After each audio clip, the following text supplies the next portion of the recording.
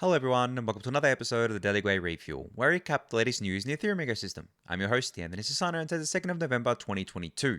Alright everyone, let's get into it. So, some sad news over the last 48 hours that I didn't talk about yesterday, but I will talk about today. So, Alex Vandersand here tweeted out, the premature passing of Nikolai Mushigayan is a very sad day for crypto. Now, for those of you who don't know who Nikolai was, Alex lists out his accomplishments here. So, he founded MakerDAO. He discovered the reentrancy attack before the DAO back in 2016, and white-hatted Maker to prevent a hack, developed WETH, wrapped Ethereum, founded Balancer, and donated $1.4 million to Carnegie Mellon for DeFi research.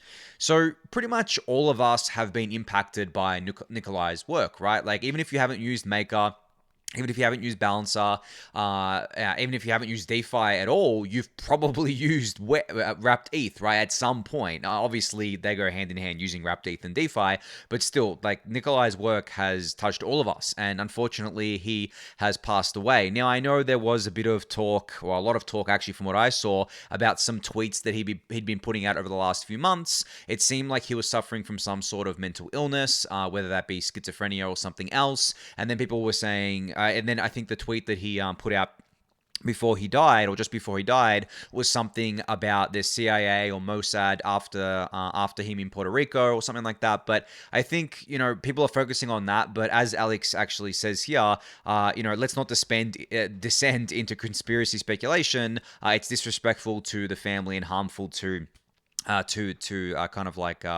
everything around surrounding this. So I just wanted to mention Nikolai because a lot of you, I mean, I don't think I've ever mentioned him on the refuel before, but a lot of you will not be aware of who he is or was. And yeah, it's just a very sad day in DeFi. Now, look, the thing about like this is that there was a tweet that I read. I can't remember who it was from, and it got me thinking. So, as I said, Nikolai suffered from mental health issues. I don't know if he always suffered from those issues while he was at Maker. There's a lot of people who work with him. I haven't really spoken to them, but I'm not sure if he suffered them then. But there was a tweet from someone that I saw, and I can't remember exactly what it said, but essentially it said that you have governments and regulators going after DeFi developers, right? And these DeFi developers aren't some kind of macho people who are like super anti-government, freedom fighters with guns and riding in tanks and basically fighting in some physical kind of conflict, right? These people are just like normal, regular people. They're more normal, regular developers who want to build cool stuff, and obviously they want to build better tools and tools that enable more freedom for people. But the government and nation states are putting so much pressure on these people and putting so much stress on them that it does lead to mental health issues, for sure. I mean, I've spoken about this before in the context of some of the Mev-boost relays censoring, such as flashbots. Like, I can't imagine the amount of pressure flashbots and other DeFi teams in general are under from their, not so much directly from regulators and governments, but from their lawyers basically saying to them, hey, you need to do this, this, and this, or else there is like a high chance that you're going to end up in jail, or there's a high chance you're going to run afoul of some regulator or some kind of nation state. So do this, and we saw this obviously play out with the relays censoring the OFAC transactions. The Tornado Cash transactions, because it's on the OFAC list, and obviously the penalty for running afoul of OFAC is up to 30 years in federal prison and massive fine. So you obviously don't want to be messing around with that, especially if you're a known developer, which pretty much I think most, if not all, of the Flashbots developers are known. Same with a lot of the DeFi developers out there, at least the popular ones, especially something like Uniswap. So I totally understand that. And then it obviously lends itself to conspiracy theories and stuff like that as well. But I think generally you don't have to believe in any conspiracy theory to see that governments, regulators do not like crypto, do not like DeFi, whether that's because they're uneducated or because they are educated and they realize that it takes power away from them. When done right, true DeFi actually takes a lot of power away from both governments and massive corporations and banks because it basically allows us to have a parallel financial system that is decentralized, that is not controlled by any of these parties, and that's scary for them, right?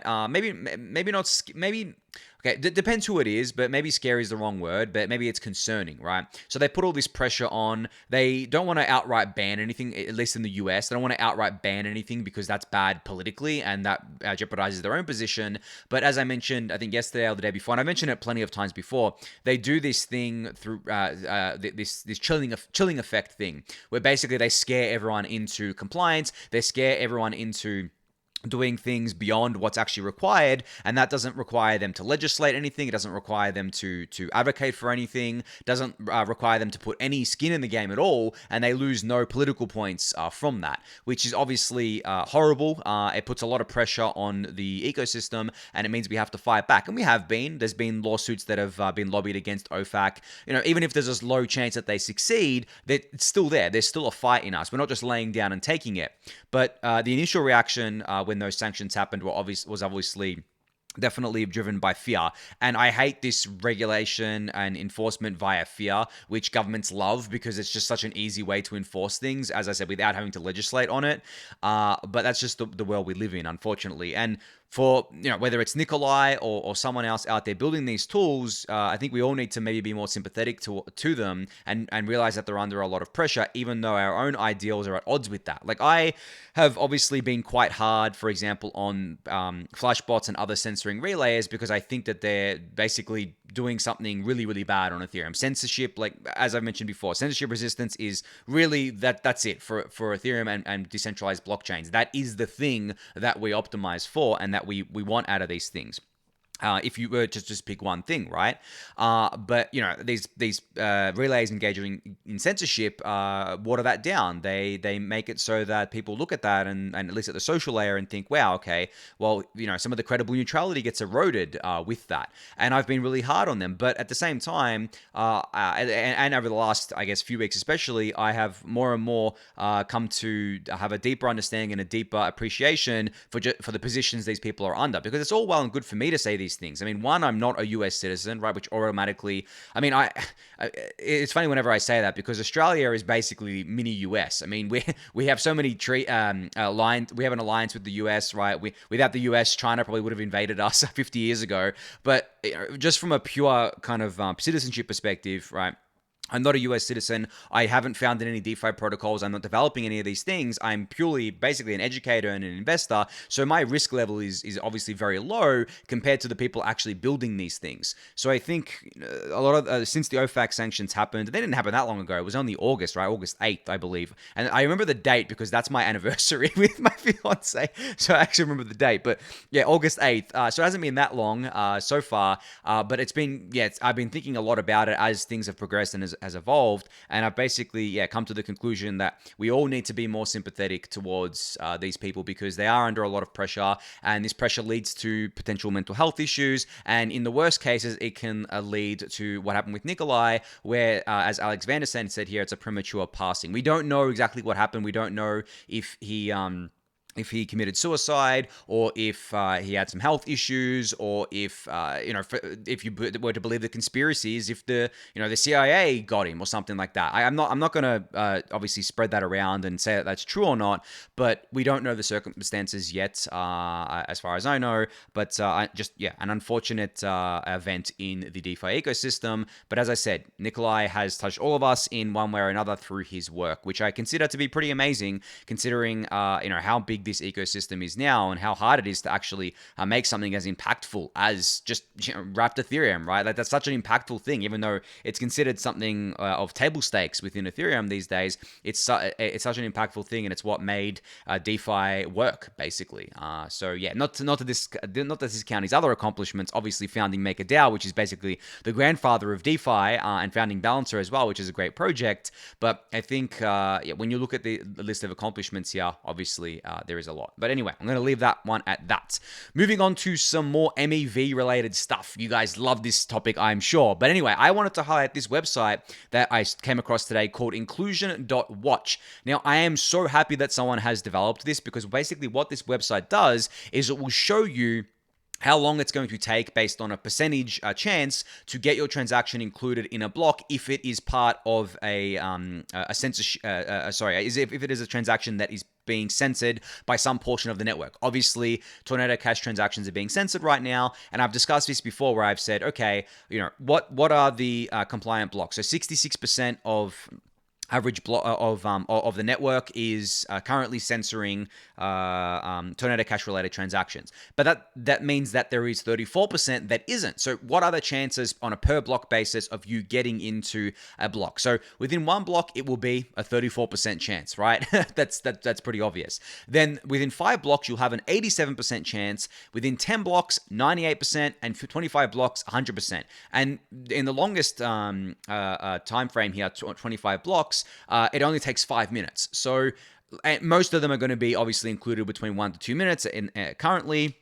But this is what I guess like I've been talking about a lot, and what people have been pointing out is that even though there are actors censoring on this network, it's not like 100% censorship, right? Whereas, for example, let's take PayPal, for example. If PayPal censors you, that's it. PayPal is a centralized company. They're the only one that will process your transactions, that will allow you to use your account, and they have the sole power to ban or unban you from the platform, or to censor or not censor you from the platform. Whereas on Ethereum, because it is a decentralized network made up of hundreds of thousands of validators and many different relayers out there, with more coming every day, we're never going to get to 100% censorship. Even if we get to something like 90%, there is still a chance for you to get your transaction in, and that chance goes up and up and up the more blocks that are mined, right? So even if, as I said, 90%, 95%, even if I've gone through this before, but even if 99% of the network was censoring, you would still be able to get a transaction in relatively quickly for that censored transaction there. For that censored transaction type, I should say. Now, obviously, we don't want to get to that point where the majority is censored, and it depends on the transaction as well. For something like Tornado Cash, it's actually not a big deal because Tornado Cash is more siloed. It is not a kind of money Lego, so to speak. It's not something that interoperates with other protocols directly, whereas if 66% of the network was censoring Uniswap, for example, that would be a massive effect. That would have a massive effect on the network, and that would degrade network performance considerably. And actually, in that position, I think that the community would come together and start socially slashing in that position. Because right now, as I said, Tornado Cash, because it's siloed, and because you can get your transaction in still, and it's all well and good, it's not as big of a deal as something like Uniswap. It just depends on what percentage of the network is using it. And it's not just Uniswap, right? It's OpenSea, it's the money markets like Aave, for example, it's other AMMs. It's everything that would be popular, or that is most used by probably gas usage on Ethereum, or fees burned, I should say, that would get people's attention more so than Tornado Cash. But generally, obviously, we want to strive for 0% censorship. I don't think we're ever going to get to 0%, but we will obviously improve this over time. But yeah, this website will show you how long it'll take on average to get your transaction in, which is really cool. I mean, it's really cool that you can get in 5 minutes or less, you basically have a 100% chance of getting your transaction in, even though 66% of the network is censoring you. And you know what's funny about this is that an average Bitcoin block is 10 minutes. So you would still be able to get your transaction in faster than a Bitcoin block, which I think is pretty funny there. But yeah, anyway, that's enough on Inclusion.watch. You can check out their website for yourself. Second bit of MEV news comes from Coinbase. Now, I did mention over the past week or so that I spotted Coinbase turning on our MEV boost on their validators because I went to rated.network and checked it out there. And they made the official announcement today that Flashbots' MEV boost software is now live on Coinbase Cloud. So they have a thread here about this, but one tweet in particular that I wanted to point out was that this tweet here, where they said relay diversity encourages decentralization and censorship resistance. In keeping with this principle, Coinbase Cloud will aim to subscribe to all viable relayers that are operated by known entities and pass our technical requirements. So they're not just going to be using Flashbots or blocks route. They're going to be using, as they said here, all viable relays. And I think viable would be a checklist that they would go through, such as something that has reliable uptime, that is that actually proposes blocks and actually works, that is relatively bug free over a period of time, and obviously there's a whole list of things you can you can have in that checklist. And then also they've said operated by known entities. So this is obviously something that they have to do because of the fact that they're a centralized company, especially if they're on the stock exchange in the US, right? So they're not going to be allowing, sadly, they're not going to be subscribing to relays such as Relay All, which I've been talking about, the new non-censoring one, and any other ones that are run by anonymous people, which is fine. I mean, we expected this from something like Coinbase, but still cool to see that they have turned it on, they made the official announcements, and that they're not just going with flashbots or they're not just going with censored relays, they're supporting all viable relays, whether they're censoring or not. So I think that's very cool there. Now, speaking of Mev-boost.info, the Relay All, which I just spoke about, is actually over the last day up to 0.66% of blocks now, beating Manifold's relay already. So very cool to see them growing. And they're actually up to almost 6,000 validators now, which is awesome. Like they've been growing so quickly here. And you can go check out the stats for yourself at this website, Relay All with 3 O's.wtf, which I'll link in the YouTube description.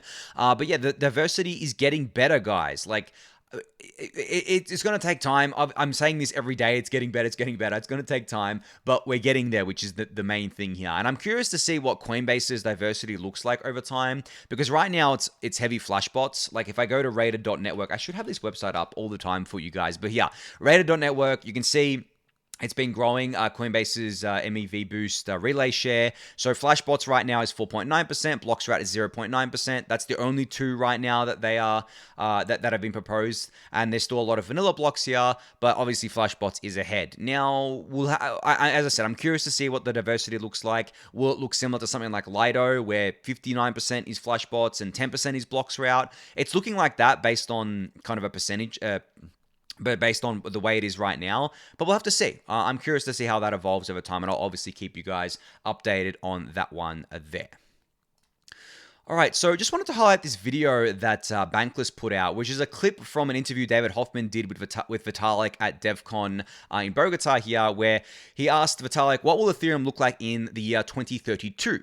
And Vitalik gave us a glimpse of the future. Now, basically what Vitalik is talking about here is one of the end game goals of the Ethereum protocol, which is to ZK snarkify everything. Now, what this would allow you to do, as Vitalik states in this video, is basically you can download a set of data. So say you download 3.6 megabytes of data, you hash it, you do a couple of elliptic curve equations on it to check its validity, to check a snark, and that's it. You know that the block is valid. And then you can keep doing this for blocks and blocks and blocks. And what this enables is that basically validating the chain from something like a smartphone or a Raspberry Pi device really, really quickly, which is huge, right? That means that we can keep scaling. And this obviously has benefits for scaling, because as we scale up more, we can, with dank sharding, we can increase the data throughput of dank sharding, which increases the throughput of Ethereum layer 1. But this is that snarkifying the base layer that I've been talking about for a while now. I don't mention it that often because, as I said, it is more of a definite longer term thing. It's part of the splurge, I believe,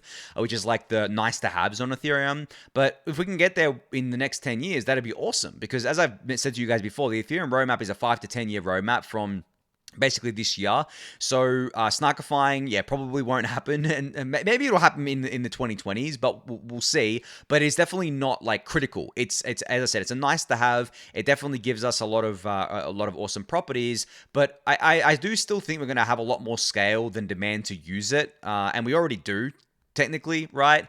And as we scale up through dank sharding and as the layer 2s get better over time, as I said, it'll be just nice to have the snarkifying the base layer in order to validate on a phone. And in 10 years, I mean, he's talking like 2-3 megabytes of data right now. Maybe for a lot of people on a mobile device, on a 4G or a 5G plan, that's a lot. But in 10 years, we're probably going to be on like 6G, 7G or something like that, right? The data that we have, we may even end up having unlimited data for mobile plans, so you won't even have to worry about it at that point, which I think is really cool. But you can go watch this short clip. I'll link it in the YouTube description. And the full interview is linked here as well, which I'll also link in the YouTube description below.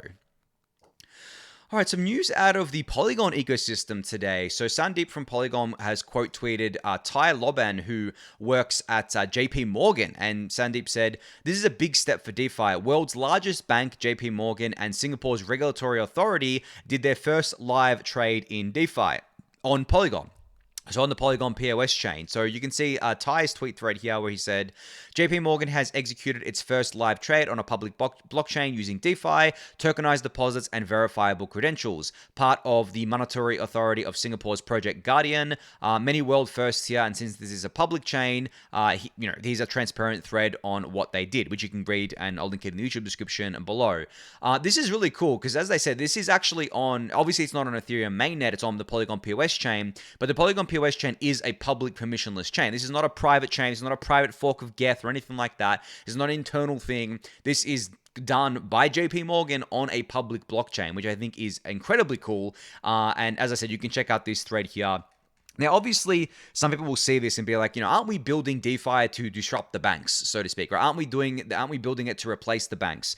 And I've always been of the opinion that we're doing both things. We're replacing and updating legacy financial infrastructure, but that doesn't mean that the companies that use that legacy financial infrastructure can't take advantage of that as well. So, for example, banks can update all of their internal kind of software, can update their internal procedures, can update everything that they do under the hood to use DeFi rails or to use crypto rails instead of the TradFi rails. Obviously, this is going to take a long time, but DeFi doesn't necessarily put all of these companies out of business or obsolete them.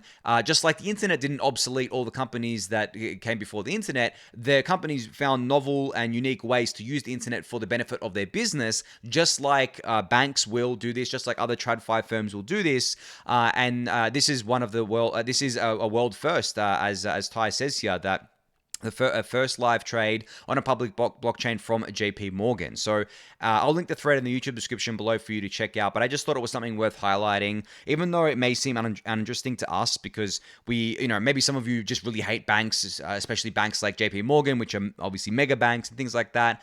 But banks, I think, have been a necessary evil for a long time in society. Banks aren't anything new. They've been around for a very, very long time. And I don't think that they are evil per se.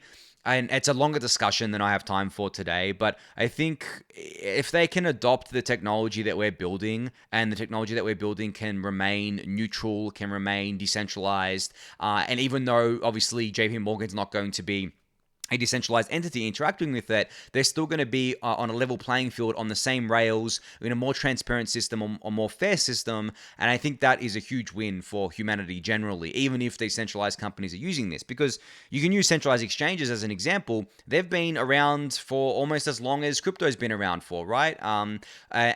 Since Bitcoin came on the scene. And what have they done? Well, they've added actually a lot of value. They've brought a lot of people into this ecosystem that otherwise wouldn't have been. Could you imagine crypto without centralized exchanges? It would still be this niche little thing that only geeks cared about in their basement running the latest Linux distros, right? Like, it would be nothing. It's only because of centralized exchanges bringing in these people and bridging the two worlds, the centralized and decentralized worlds together, that we have what we have today. Now, is that to say that all these centralized entities are great? No, I think a lot of them are actually pretty bad. And we've seen a lot of them go bust, like Celsius and BlockFi didn't go bust, but basically failed and got acquired. Obviously, Terra, which I guess like they said that they were decentralized, but they really weren't. And it's funny, their centralization didn't even help them in the end. But that's orthogonal to my point here. I think that there's a spectrum. We're going to have centralized entities forever just tapping into these things, but it's fine. As long as they don't have control over the neutral infrastructure that we're building, they can tap into it just like anyone else can, just like any other entity can. All right, so an update out of the Synthetix ecosystem that I forgot to cover a few days ago. So Synthetix has announced and launched a new SNX YouTube channel, and they have their first video, which features Afif here going through Perps V2 and basically explaining all about Perps, the basics of Perps, current landscape for DeFi Perps, SNX Perps V2. So you can go check out this video. I'll link it in the YouTube description below. But the reason I wanted to highlight this is because obviously I'm an educator, and anytime I see a project, especially one that's as big and well known as Synthetix, spinning up an educational resource I always want to point people towards it, especially if you're wondering, what the hell is a perp, right? And how does it play within Synthetix? If you're a Synthetix fan, maybe you're still confused. Well, this is something that you can check out and go watch to get a better understanding. I'll link this in the YouTube description for you to do so. All right, last couple of updates here I've got to do with NFTs. So a project called NiftyApes has announced their $4.2 million seed round led by Variant and FinTech Collective. Now, in your head, I'm sure you're saying, is Anthony going to say that he was an investor in this as well? And yes, I am. So disclosure, I am an angel investor in this because, as I've said many, many times before, the only things that I'm interested in investing in on the NFT side are infrastructure things, not the NFTs themselves. And I've explained my reasoning behind that before. The TLDR is that it's just too hard to pick winners in the actual NFT space, and I don't have enough time for it. But infrastructure stuff, I love. Now, what is NiftyApes? Well, basically, NiftyApes allows people to get leverage on their NFT portfolio. And just, obviously leverage I've spoken about before, and I've said that you should avoid leverage and things like that. But I'm also not naive, and I know that people will keep using leverage, and I know that not all leverage is necessarily bad. For example, if you put money in MakerDAO, you put ETH in MakerDAO and then borrow against it. Say you borrow some money to buy a car, that's not like degen gambling on ETH using that money. Right? That's buying a car because it's something that you need in real life, and then you pay off that loan over time, just like you would pay off a bank loan. So not all leverage is evil. When I talk about leverage and kind of caution against it, it's the going 10x, 50x, 100x on speculative crypto coins and then getting yourself blown up. That's where you'd want to avoid it. But if you want to unlock the liquidity of your assets without selling them, that's where leverage comes in handy. And that's exactly what NiftyApes is trying to build here, is a way for you to unlock liquidity for your NFTs. And you can go to the website to check it out at NiftyApes.money here to start borrowing and start lending if you want. And they've got a nice little landing page here to learn all about them as well. But I wanted to congratulate them on this raise. As I said, I am an investor, but I want to congratulate them because it's pretty cool to see something like this getting invested in and being able to raise money. And as I said, I love seeing these NFT infrastructure projects spin up and get traction, because I think that something like this is a definite value add to the NFT ecosystem. So you can go check this out. I'll link it in the YouTube description below. But the last thing, another NFT related update, comes from the Nouns ecosystem. Now, Nouns is a project that's been around for a little while. I think I've talked about them here and there, but basically it is a project that auctions off a unique noun NFT every single day, and he's been doing this for quite a while, and they've managed to raise, I think, 20 or 30,000 ETH at this point, maybe more than that at this point. I haven't checked lately. And basically, they're a collective that tries to do things with that ETH, whether that's being funding public goods or investing in other projects. Basically, it's supposed to be a community that can come together and do these things. Well, today, the Nouns community announced something called Nouns Builder, which is basically a way to do what Nouns does with their NFTs for anyone. So you can upload your art, start your own DAO, and create as a community, all on-chain with no code required, and you can create your own Nouns DAO at nouns.build. So you can just take the concept and take basically what Nouns does with nouns.wtf, that's the URL, and apply it to your own cause, your own project. You can imagine doing something, say, for a local charity. You can raise money for a local charity by selling NFTs here, and then have a DAO that manages this, which I think would be pretty cool, because I really do like the idea of that. Now, obviously, the more people that get involved, the harder it becomes to scale these sorts of things. And I think the Nouns project, from loosely following it, has suffered from this in the past, because obviously there's a lot of money there.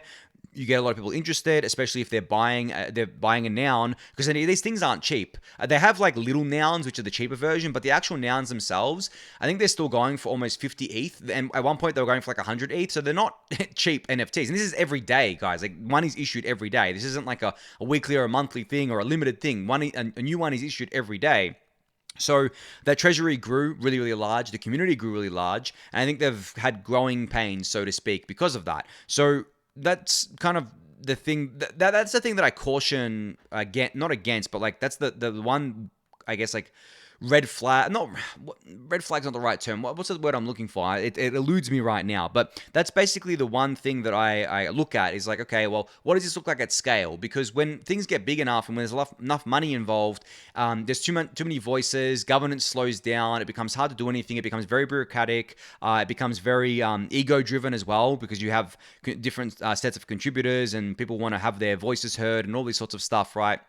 But if you can keep things relatively small, I think that works really well. Like a small and lean DAOs is what I'm most bullish on. The really, really big DAOs that just like let anyone in and anyone can have an equal voice, I don't really think that that's going to work at all. I think small, lean DAOs with a large community is good. And, you know, it's funny because that's exactly what I guess like democracy is like in general. We have like, obviously in the US there is 350, 400 million people, whatever it is right now, but there's nowhere near that amount of representatives in the Senate and in their House and local politicians and all that sorts of stuff, right? There is like a few thousand of them, I think. I don't know how many there are. Maybe there's not even that many to represent that many people because that's the only real way to scale it. Could you imagine if every single citizen had an equal say in every single decision that needed to be made around the country and it would just be debated to death? Nothing would ever get done. It'd be gridlocked. And in saying that, there are obviously times where things get gridlocked anyway, even with the systems that we have. But I don't think DAOs can just scale up as much as possible, scale up to like thousands and thousands of people and expect to be able to get stuff done. They need to have a core part of the DAO which acts as the representatives, and then they can have a large community. But getting bogged down in these things, it basically kills DAOs, I believe. But anyway, you can go check out Nouns.build if you're interested in starting one for yourself. But on that note, that's going to be it for today. So thank everyone for listening and watching. Be sure to subscribe to the channel if you haven't yet. Give it a thumbs up, subscribe to the newsletter, join the Discord channel, and I'll catch you all tomorrow. Thanks, everyone.